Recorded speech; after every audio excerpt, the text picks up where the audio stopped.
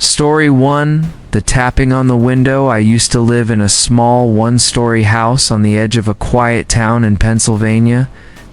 It wasn't exactly rural, but it wasn't the kind of place where you had neighbors 10 feet away either. Behind my house was a thin line of trees, maybe 30 yards deep, and then it opened up into a large empty field. On most nights, it was dead silent out there. The kind of silence that almost buzzes in your ears. At the time, I was 23 and living alone. I had moved into that house after a rough breakup. The rent was cheap, and the solitude seemed like a good idea, at least at first. It was a chilly Friday night in October when something happened that I'll never forget. I had just gotten home from work, microwaved some leftovers, and sat down on my couch to watch TV. I remember the quiet in the house being heavy, broken only by the hum of the refrigerator and the occasional crack from the old wooden frame of the house settling. Around 11:30, I decided to head to bed. I was brushing my teeth when I heard a sound, soft, rhythmic tapping. At first, I thought it was coming from the pipes or maybe a branch outside brushing against the siding. But the sound was steady, too steady, like someone lightly tapping with a finger. Tap, tap, tap. I froze, toothbrush in hand. The sound was coming from my bedroom, or more specifically, the window in my bedroom. I shut off the bathroom light and stood completely still. The tapping continued, slow, deliberate. I could feel my chest tighten. I told myself it was just a branch, but I knew there weren't any trees close enough to hit that side of the house. My bedroom window looked out into the tree line, and even though the blinds were drawn, I felt like something or someone was just inches away, separated only by thin glass and a sheet of plastic blinds. I quietly stepped into the hall, grabbed my phone, and considered calling someone. But who? The police? What would I even say? "Hi, I think someone is tapping on my window." It sounded ridiculous. The tapping stopped. I stood there in silence, waiting. My heart was pounding so hard I could feel it in my throat. Then came a new sound. A faint scratching, like nails dragging slowly along the glass.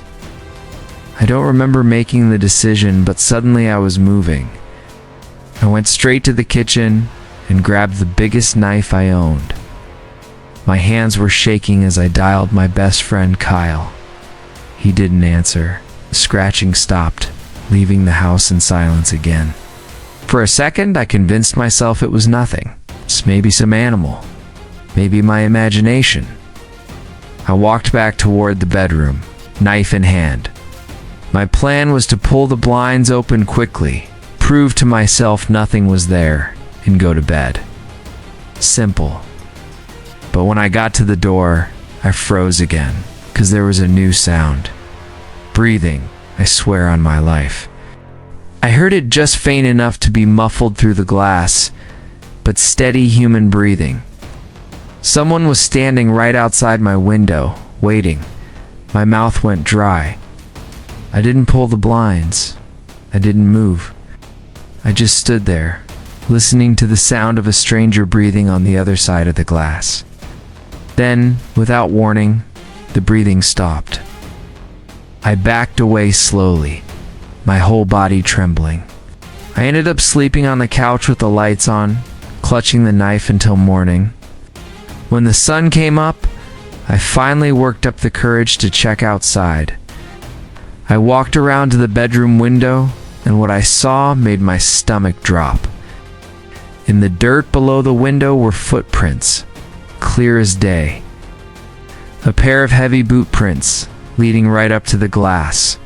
But here's the thing that still haunts me to this day. There weren't any footprints leading away.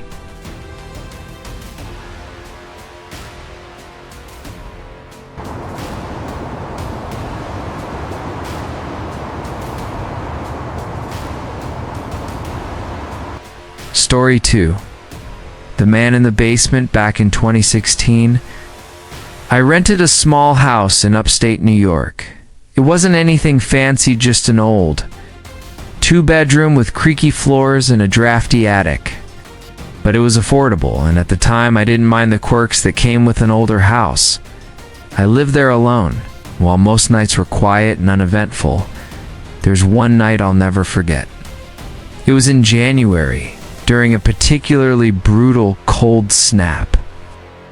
Snow covered the ground outside, and the kind of silence that only comes with winter nights hung over the neighborhood. I remember sitting on the couch under a blanket, scrolling through my phone, when I heard a sound I couldn't quite place. At first it was faint, something like a dull thud coming from beneath the floor. I paused, listening carefully. The heat in the house clicked on, making the pipes rattle, so I assumed it was just the old furnace acting up. But then it came again. Thud, thud, thud. It was rhythmic, too steady to be pipes. It was definitely coming from the basement. The basement of that house always creeped me out. It was unfinished, just concrete floors and exposed beams with one bare bulb hanging from the ceiling. I had no reason to go down there often, except to check the fuse box or store a few boxes I didn't want in the way. Still, I grabbed a flashlight and headed for the basement door. The old wooden steps groaned under my weight as I went down slowly. The air grew colder with every step, and I could smell damp earth and mildew as I descended. When I reached the bottom, I clicked on the light. The bulb flickered weakly, barely illuminating the corners of the room. My flashlight cut through the shadows, sweeping across the basement. Nothing. Just old boxes, the water heater, and a pile of unused wood in the corner. I let out a shaky laugh, telling myself I was paranoid. Maybe something had fallen or shifted.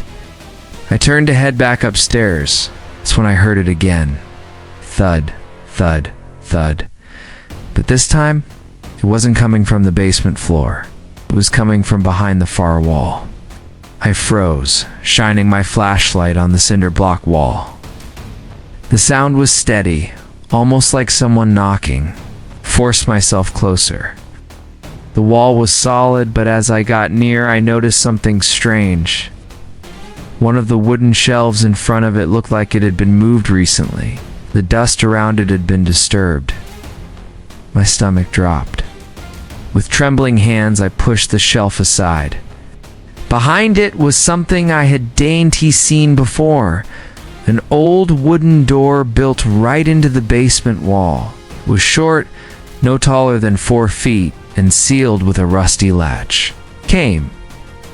From the other side of that door came the sound of breathing. I stumbled backward, my flashlight shaking in my hand. Every hair on my body stood on end. Someone was behind that wall. Someone had been living inside my basement. I didn't stick around to investigate. I bolted upstairs, slammed the basement door shut, and locked it. I grabbed my phone and called the police, stammering through the story. When the officers arrived, they didn't waste time. They forced the basement door open and went down first, guns drawn. I stood at the top of the stairs, shaking. Minutes later, one of them called up to me. His voice was grim. They found the wooden door unlocked, slightly ajar. Inside was a cramped crawl space no bigger than a closet. There were blankets, food wrappers, empty water bottles, and the dirt, fresh boot prints. But the space was empty. Whoever had been staying down there had left, probably when they heard me moving around upstairs. The officer told me it looked like someone had been living in that crawl space for weeks, maybe months. To this day, the thought makes my skin crawl. Because for who knows how long, I wasn't really living alone in that house.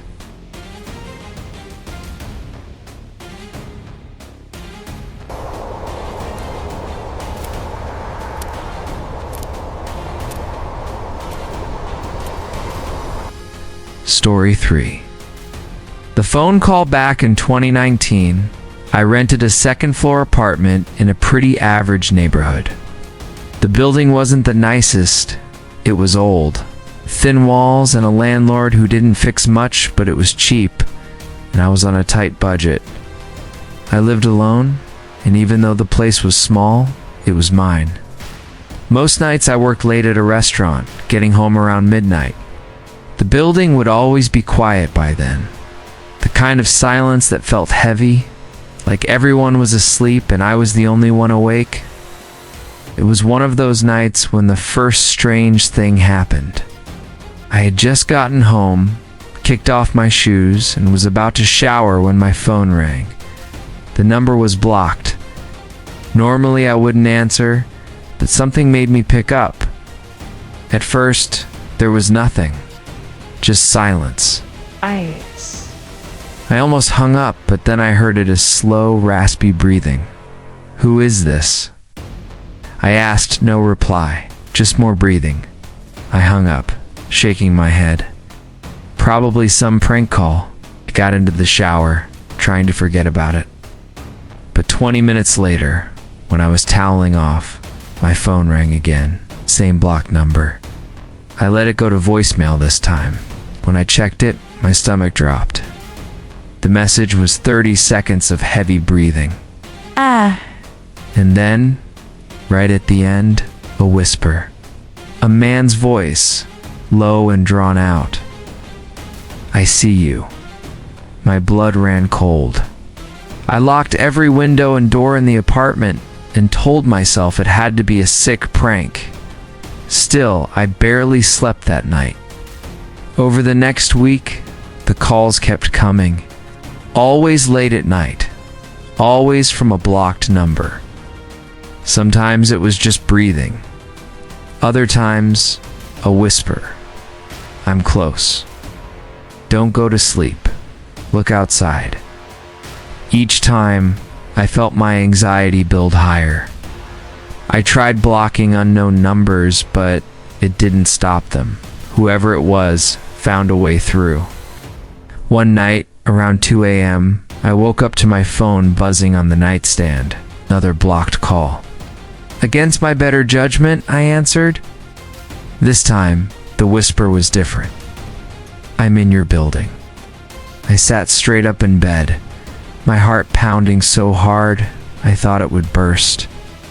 I wanted to believe it was just a scare tactic. But then I heard something outside my apartment door. Footsteps. Slow, deliberate, moving down the hallway. I leaped out of bed, grabbed a kitchen knife, and dialed 911. My voice shook as I explained what was happening. The dispatcher told me to stay on the line until officers arrived. The footsteps stopped right outside my door. For what felt like an eternity, I stared at the doorknob, half expecting it to turn. Yeah. I swear I could hear someone breathing on the other side. Then, just as suddenly, the sound stopped. By the time the police arrived, the hallway was empty. They searched the building but found no one suspicious. But here is the part that still chills me to my core. When they pulled the call logs from my phone provider, they told me the blocked calls weren't coming from an outside line. They were being made from somewhere inside the building. And to this day, I never found out who was making them. Those were 3 terrifying true stories of people alone in their homes. Which story scared you the most? Comment below and subscribe for more true horror stories.